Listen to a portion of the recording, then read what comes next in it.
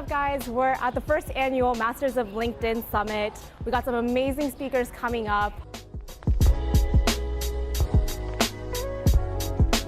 I'll be in the panel with the leading women of LinkedIn, sharing our stories.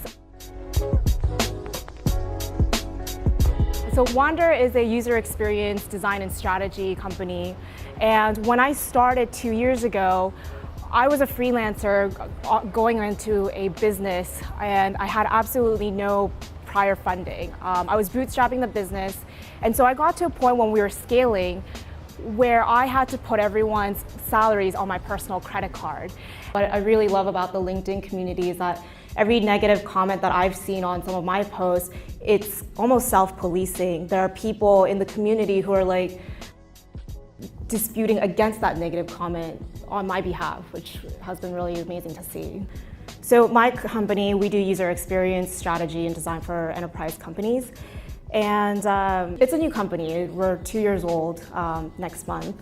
And so some of the stories that I've chosen to share on LinkedIn has been mostly about my failures and the struggles that I've gone through in the last 2 years to build the company to where it is today. So the one post that really set off my involvement with LinkedIn has been about my story of how in the first 6 months, I funded my entire team's salary on my personal credit card. That post, the point wasn't that I paid on my credit card. That's a little bit of the shock factor, but the point was that I wanted to invest into my team, that my team was so important that it didn't matter where the money was coming from. I wanted to keep them. And eventually, within a week, we got about 20 million views on just that one post.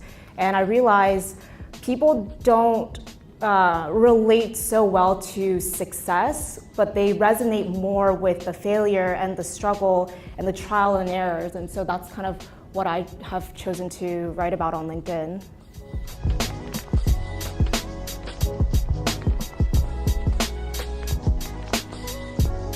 I don't block them. So if they're commenting, I actually leave it in there because, again, going back to the self-policing, other people will comment on that and it just helps make the post even more viral. If they're private messaging me, I just ignore it.